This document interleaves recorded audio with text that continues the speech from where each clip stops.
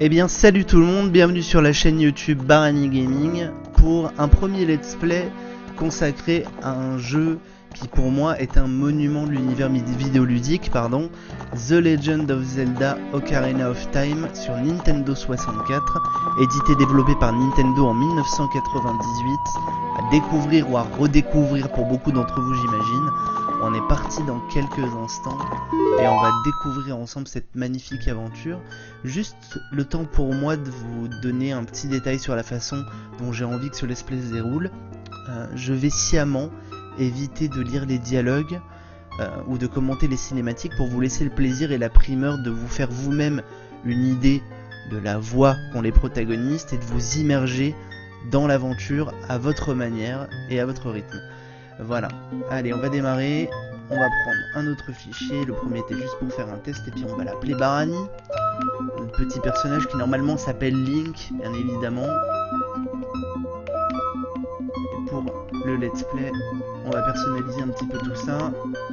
Voilà qui est fait. Je me suis planté. Et c'est parti.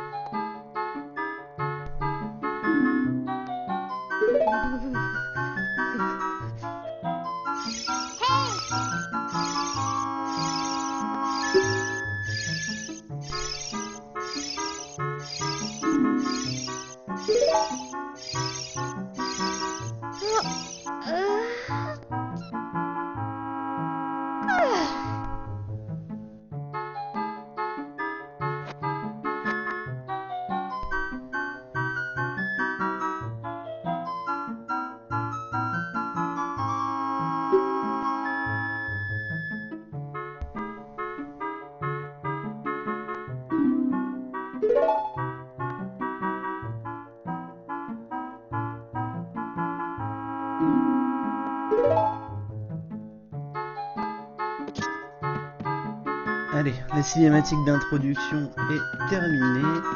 Ça paraît un peu long, c'est vrai que ça a tendance à casser un peu le rythme de la vidéo, mais encore une fois, c'est vraiment pour que vous puissiez vous immerger vous-même dans l'univers qu'a The Legend of Zelda, pardon. Donc voilà. Qu'est-ce qu'on sait sur l'histoire sur ce qui vient de se dérouler? On a un garçon qui vit dans un village plein d'enfants. Et du coup, il est en train de faire un cauchemar, il rêve d'une princesse qui est sur un cheval et qui fuit un danger. Et on a du coup le vénérable arbre Mojo, l'entité de la forêt, qui demande à une fée d'aller accompagner ce jeune garçon et de le ramener devant lui, pour justement lui faire part de la quête qu'il a. Vous voyez, tout de suite on sort de la maison.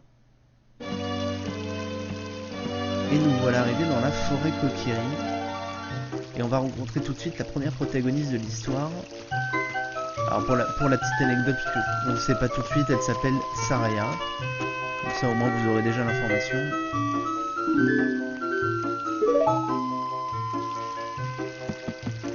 Allez.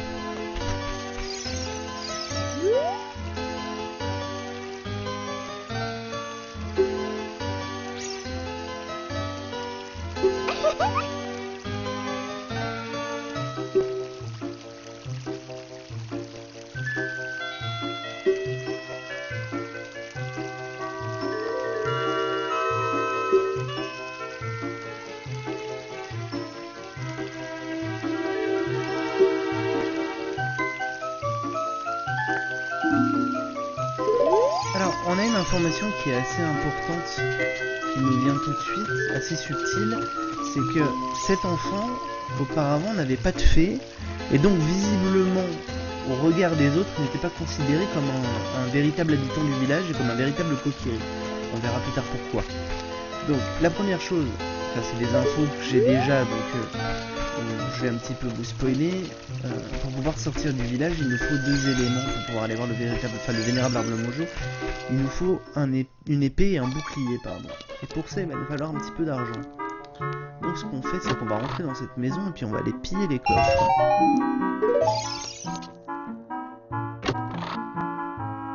Alors, qu'est-ce qu'on a? On est à 6 rubis. Alors très simplement, il en faut 40 pour acheter le bouclier. Peut-être pas la peine qu'on perde forcément plus de temps là-dessus. Et là, il y a un cœur, si je me trompe pas. Voilà. Alors, on a déjà le quart de ce qu'on a besoin. Donc l'avantage, c'est que des rubis se trouvent un petit peu partout, que ce soit dans les fougères, dans les coffres. Et il y a une petite astuce au début du jeu. On va d'abord faire les fougères ici.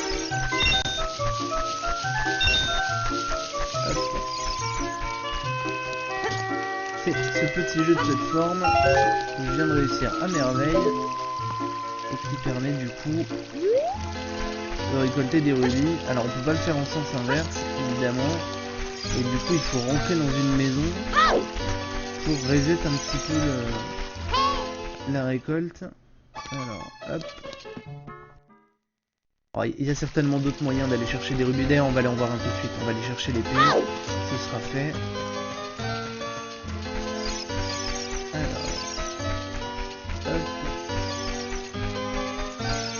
Ici on a une petite cache secrète.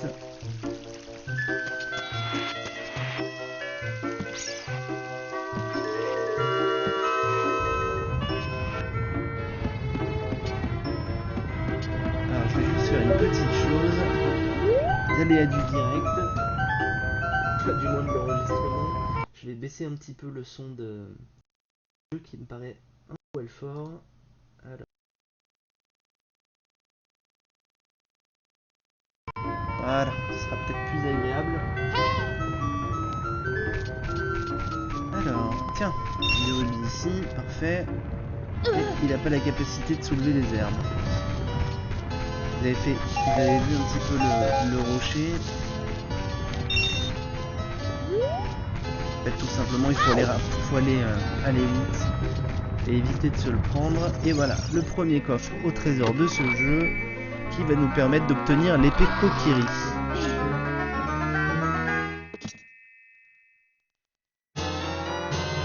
Voilà qui est fait.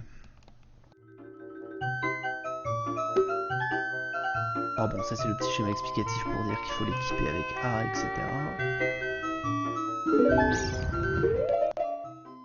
Hop.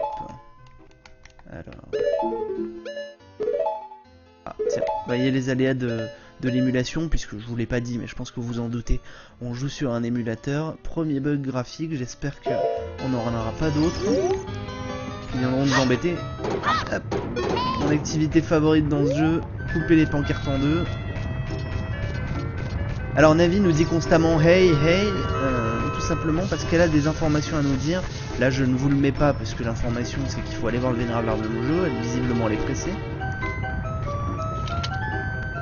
Mais comme on n'a pas les prérequis pour sortir du... pour aller le voir justement, c'est pas la peine qu'on y aille maintenant. Alors du coup il va nous manquer le bouclier, on est à 32,5, que devrait aller rapidement. Je ne sais plus s'il y en a dans les fougères, enfin dans les herbes du moins. Visiblement ici il n'y a pas l'air d'en avoir. J'ai encore coupé un panneau. Si, en voilà un. Alors vous avez aussi l'attaque tournoyante hein, qui consiste à rester appuyé et à relâcher ensuite. Alors... N'hésitez pas hein, dans les commentaires si vous avez des tips pour aller un petit peu plus vite en termes de récolte de rubis ou dans l'aventure tout simplement. Partagez-les avec nous. Et on a nos 40.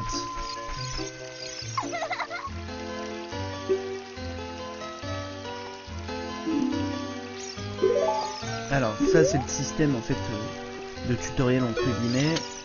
Le personnage en haut qui nous explique comment viser un personnage qui est en hauteur ou éloigné pour pouvoir lui parler.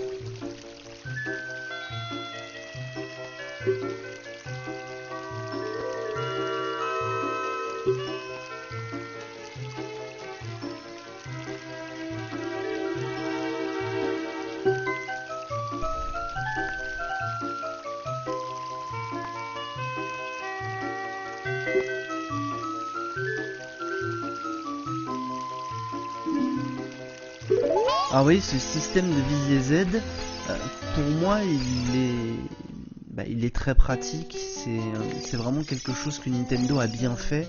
Je pense, de mon avis, pour pallier au défaut de caméra qu'avait le jeu, le Z en fait vous permet de cibler un ennemi ou un ami, ou alors de recentrer la caméra sur vous.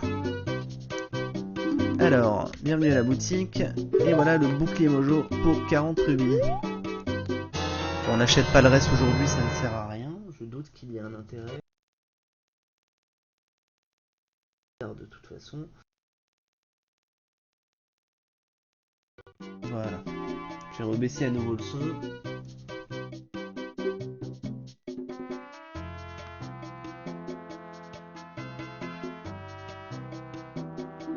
Bon, toujours ces explications. Le vendeur m'a ruiné, c'est sympa à toi. On va équiper le bouclier tout de suite. Voilà, qui est fait. Et du coup, il va nous permettre de nous protéger. Et nous allons aller voir le vénérable arbre Mojo. Alors je ne sais plus de quel côté c'est, je vous avoue, ça fait assez longtemps. Et je parie que je me suis trompé. C'était soit l'un soit l'autre. Ah, vous verrez tout au long du let's play que j'ai tendance à beaucoup me tromper, même sur des choses simples, ou à chercher des éléments que je ne trouve pas et qui sont souvent sous mes yeux.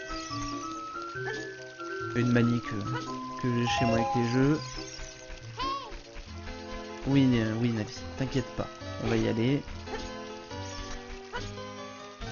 Alors, monsieur nous empêche de passer. Pour info, ce personnage s'appelle Mido, et c'est lui chez qui on a pillé les coffres. Mais on lui dira pas.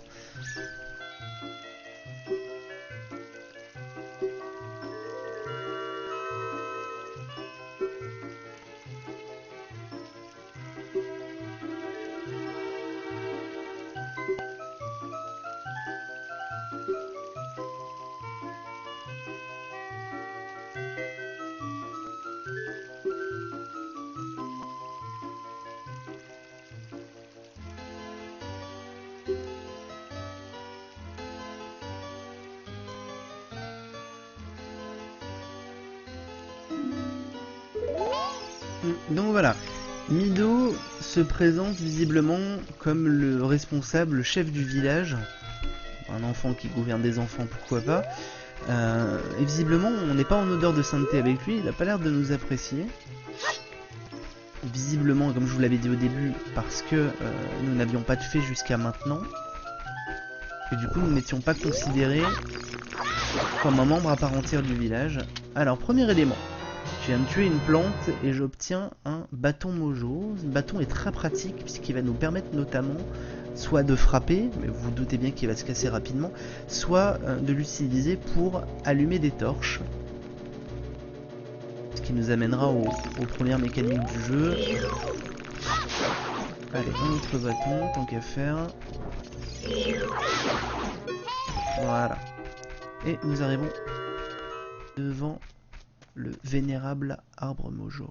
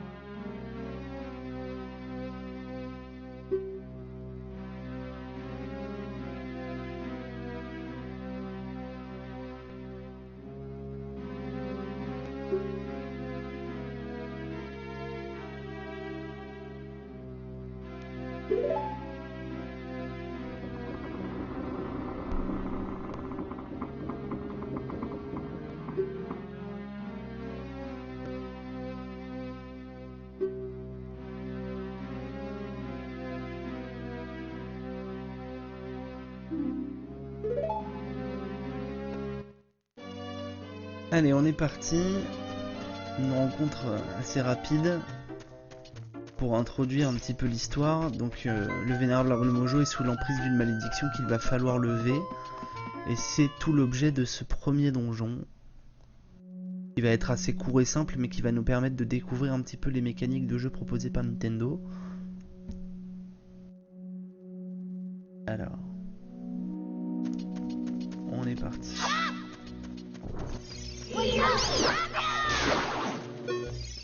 Alors, deuxième objet du jeu, ce sont des petits objets, une noix mojo qui ne va véritablement pas nous servir à grand chose.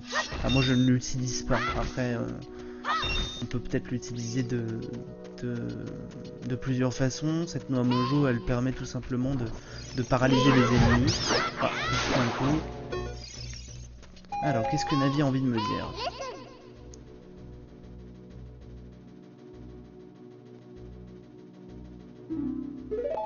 Alors quand elle parle de la toile d'araignée, elle parle de celle-ci. Et effectivement, on peut voir à travers. Et on voit qu'il y a une partie, entre guillemets, au sous-sol de l'arbre. On va dire ça comme ça, sous la terre. Alors. On va continuer notre route. Un cœur qui va nous permettre de restaurer notre vie. Du coup, je suis retombé, c'est pas grave. Et vous voyez, quand je suis tombé, la toile d'araignée a bougé. Donc, visiblement, il serait possible de la casser d'une manière ou d'une autre, mais je pense que je ne suis pas assez haut, tout simplement. Ce qu'on va faire, c'est qu'on va essayer de monter un petit peu en hauteur. Alors,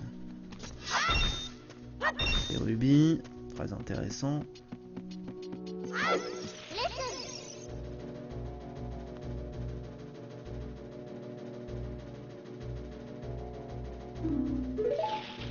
Alors, comme le dit justement Navi, il est possible de grimper aux lierres. Mais vous voyez, il y a des jolies araignées qui squattent tout ça, et personnellement, j'ai pas envie d'aller me chatouiller. Alors, premier coffre, va nous permettre d'obtenir la carte au trésor du donjon. Alors, tous les donjons fonctionnent de la même façon.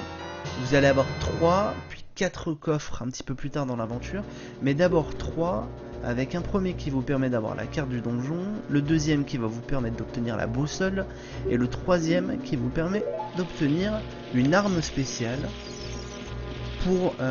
qui vous permet de progresser dans l'aventure. On continue, on va passer la porte, Navi qui nous explique comment passer les portes. Je vais vous dire jusqu'où va le tutoriel.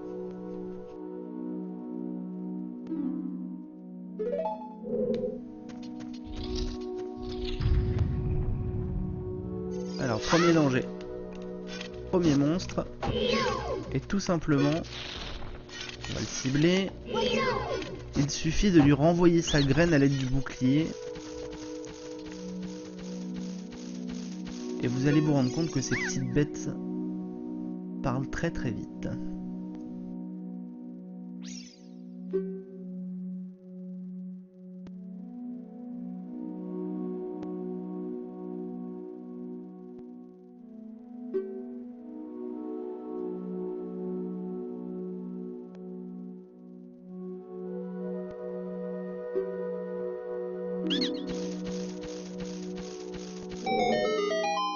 Un conseil judicieux puisqu'elle nous informe qu'il est possible d'amortir la chute, une chute haute, pour pouvoir éviter de se faire mal en tombant. Pourquoi pas? Alors là, je me dépêche puisque la plateforme, vous voyez, c'est casser la figure. Et le deuxième coffre tout de suite, qui nous permet d'obtenir l'arme spéciale du donjon, à savoir le lance-pierre. Alors voilà qui est fait. Le lance-pierre va nous permettre justement soit de zigouiller du monstre à distance, soit déclencher des mécanismes pour nous permettre d'avancer dans le donjon. Bon alors là il nous explique comment nous en servir. On va tout simplement l'équiper. Et on va équiper également le bâton. Les graines, je n'en vois pas l'utilité, donc je ne vais pas le faire. Et voyez, premier passage où on est bloqué. Là, il n'est pas possible de remonter. Vous voyez que la plateforme est retombée tout à l'heure. Hop. Alors ça, c'est pour nous dire des noix mojo. D'autres consommables qu'on pourra ramasser en plus des rubis ou autre chose. Et voyez, je vais sortir mon lance-pierre. Et ici, j'ai une échelle. Je vais la viser avec Z. Et il suffit de taper dessus pour pouvoir la faire tomber. Et nous permettre de revenir en arrière.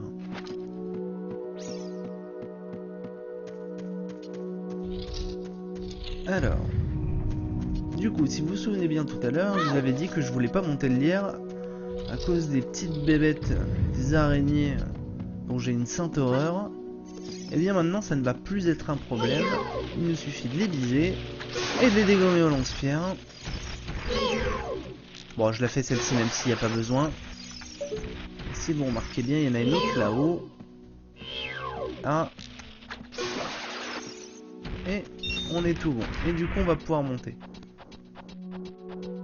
Personnellement, je préfère quand elles sont pas là. Ça va nous permettre justement de prendre de la hauteur et puis d'essayer de dégommer la toile d'araignée qui est en dessous. Allonger, normalement je devrais être bon. Ouais, impeccable. Alors, hop.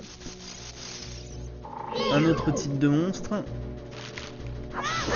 Très simplement, il tombe, il se retourne et dès qu'il est de dos, vous pouvez le frapper. Voilà. Alors je vois qu'il y a une autre porte là-bas, on va peut-être y aller. Tant qu'à faire, puisqu'on est là. Et on est à nouveau enfermé. Alors, ici on a un interrupteur. On va l'enclencher tout de suite. Ça va nous permettre de traverser. Le bruit en fond qui nous signale qu'on a un temps limité pour le faire. C'était juste. Taper un petit bâton mojo au passage. Et le troisième et dernier coffre de ce donjon qui nous permet d'avoir la boussole. Alors très sincèrement, Il est possible que je squeeze sciemment certaines pièces lors des donjons. Là, c'est pour vous le faire découvrir. La boussole, personnellement, je ne m'en suis jamais servi. Peut-être à tort, mais je n'en ai jamais trouvé d'utilité. Alors même chose dans les commentaires, hein. Si vous arrivez à trouver une utilité à cette boussole dans les donjons de Zelda, faites-moi en part.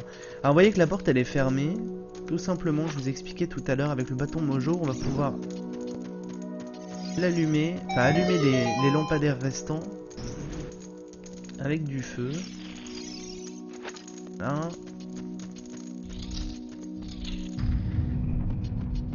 Évidemment une autre araignée. Et vous voyez, si on la tape là, ça ne sert à rien. Elle ne fera que de se balancer, elle sera insensible. On est vraiment obligé d'attendre qu'elle se retourne. Voilà qui est fait. Alors, est-ce que ceci va être mon premier fail dans ce let's play? On va le savoir tout de suite. Même pas. La chute était bonne. Alors, joli petit bruit qu'on entend.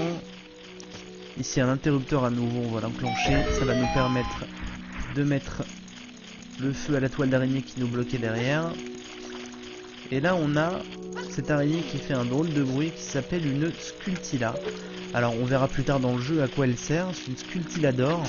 Il faut les collectionner, il y en a une centaine à récupérer. Et une fois qu'on aura récupéré donc les artefacts qui y sont associés, si je l'avise ça va pas le faire, ça va nous permettre d'avoir des petits bonus pour nous aider à avancer dans le jeu.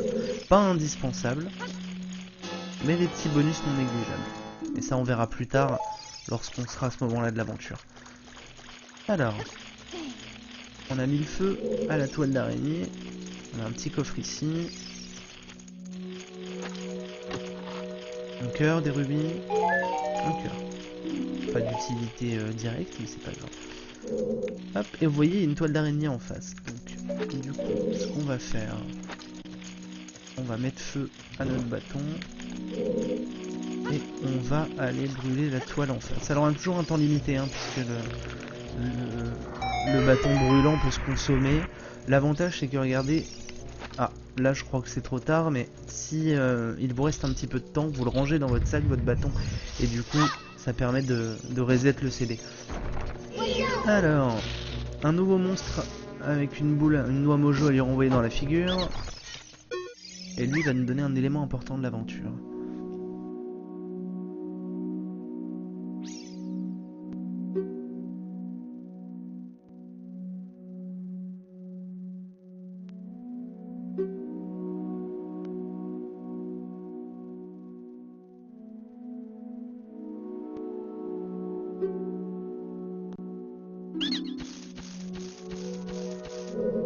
Alors, ce qu'il vient de nous donner comme information est la première énigme, entre guillemets, enfin la première véritable énigme du jeu, 23, donc il nous donne un code 23 et le numéro 1. Et du coup, avec cette information-là qu'on va garder précieusement, ça nous permettra d'avancer dans l'aventure. Ici, c'est simple, vous envoyez une noix mojo dans l'œil pour fermer l'œil et débloquer la porte. Rien d'exceptionnel. Alors...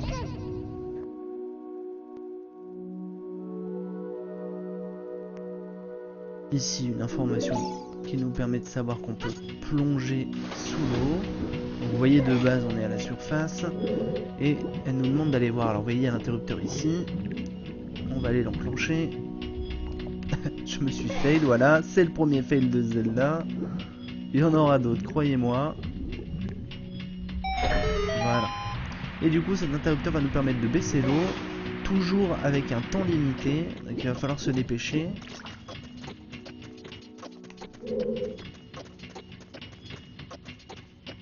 Est-ce qu'on aura le temps? Allez, allez, avance. Oui, c'est bon, on aura le temps. Et ça nous permet du coup de passer. Alors, on va pouvoir aller voir dans les herbes. Tant qu'à faire, autant essayer de glaner quelques rubis. Une nouvelle araignée. Aïe, je me suis raté.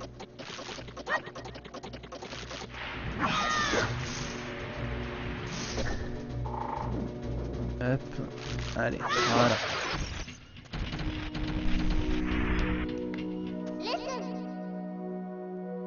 Alors ici Navi va nous expliquer, c'est pas la peine que je commente ce dialogue là, elle va nous expliquer comment pousser ou tirer un bloc ou monter dessus pour nous permettre de libérer un passage. Hein. Donc en fait il suffit de se coller, d'appuyer sur A et puis avec le stick de tirer. Et du coup en le décalant comme ceci, ça va nous permettre de monter et d'accéder à la prochaine salle. Nouveau barreau.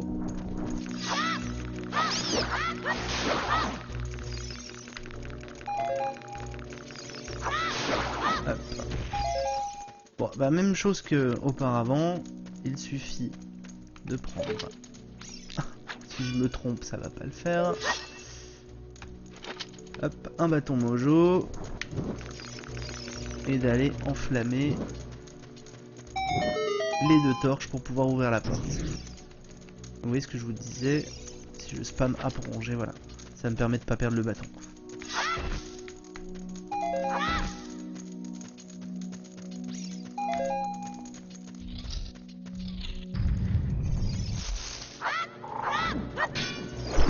Je suis pas allé assez vite.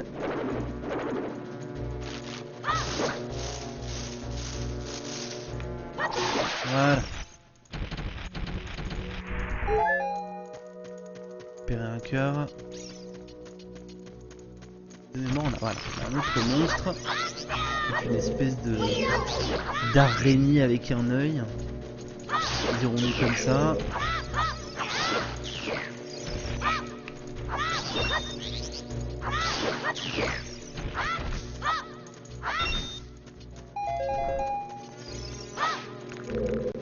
Alors, il semblait avoir vu une torche pas loin d'ici. Je l'entends crépiter, elle est là. Je retrouve à chaque fois.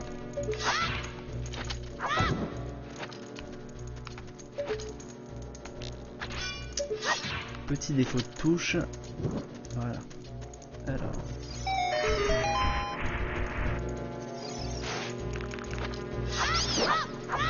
Alors ici, on se retrouve avec un passage bloqué. Alors je vous le dis tout de suite, c'est pas la peine qu'on cherche d'avance.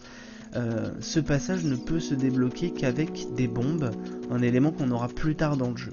Alors ça fait partie des petites subtilités de ce Zelda, et je trouve bien faite pour l'époque, on le retrouve beaucoup aujourd'hui.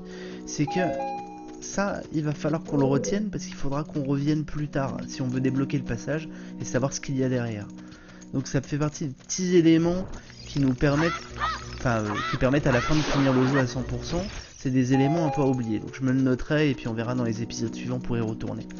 Donc ici c'est la porte et ici on a une autre toile d'araignée qu'il va falloir aller brûler. Voilà. Essayer de se dépêcher avant que le bâton soit consumé.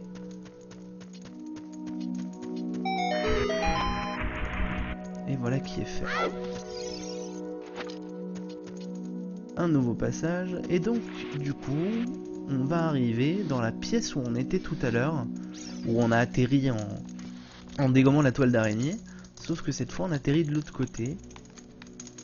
Voilà. Un nouveau monstre. Et du coup, avec ce qu'on a appris sur le système du bloc, on va pouvoir libérer le passage et continuer dans l'aventure.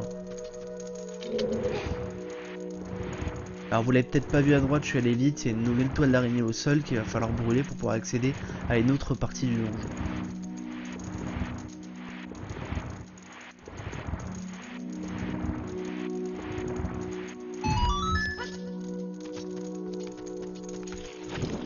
Hop.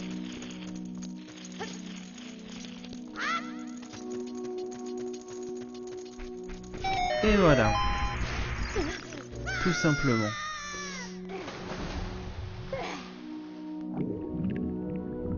Je sais pas pourquoi j'ai appuyé sur la touche, c'est pas grave. Ici, 3 de notre petite bébête. Et souvenez-vous du coup de ce qui a été dit au début. 2, 3, 1, 23 est le numéro 1. Et je vous le donne en mille. Hop. On va commencer par le numéro 2. Continuer avec le 3. Et terminer avec le numéro 1. Comme c'est étrange.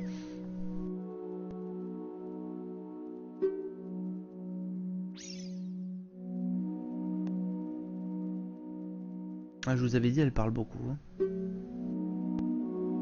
Et très vite.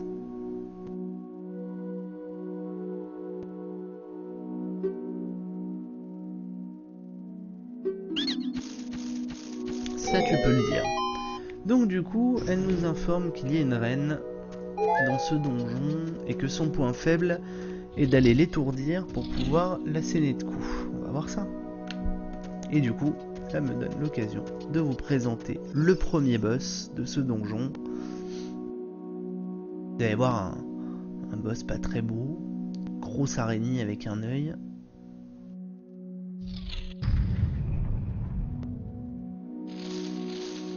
C'est noir et pour le déclencher il va suffire de regarder en l'air. Voilà qui est fait.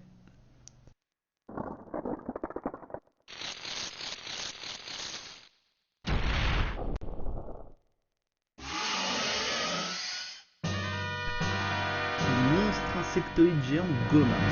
Soit. Pourquoi pas.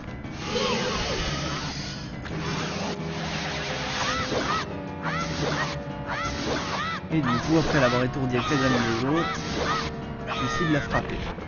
Alors elle s'enfuit, elle va remonter, on va essayer de la voir quand même.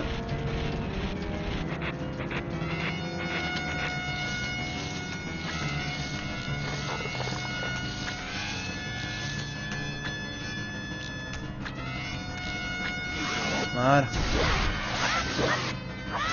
On la scène à nouveau le coup. Et c'est ok. Alors vous voyez ce premier boss était plutôt facile. En même temps on est au début du jeu. On est dans une mécanique de tutoriel plus qu'autre chose. Et voilà la fin du premier donjon. On aura beaucoup d'autres, croyez-moi.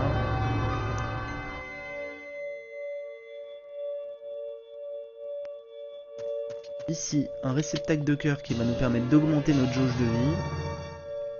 Et du coup de pouvoir minimiser les fails que je vais vous proposer durant l'aventure.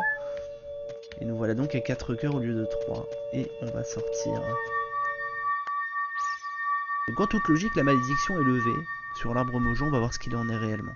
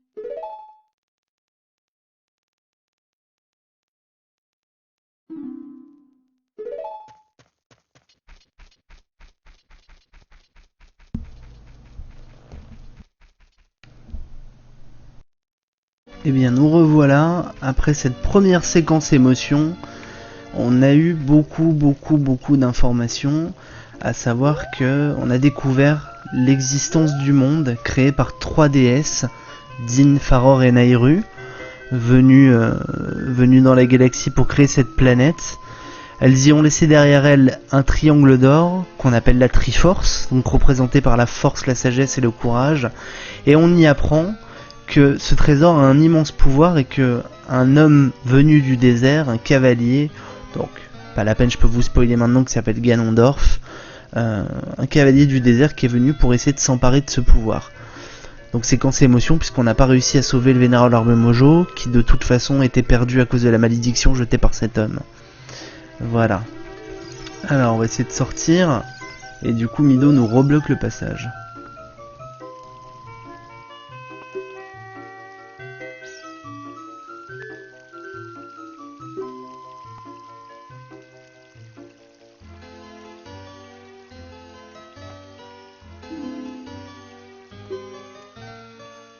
Alors Mido qui visiblement nous met sur le dos la mort du vénérable Arbre Mojo.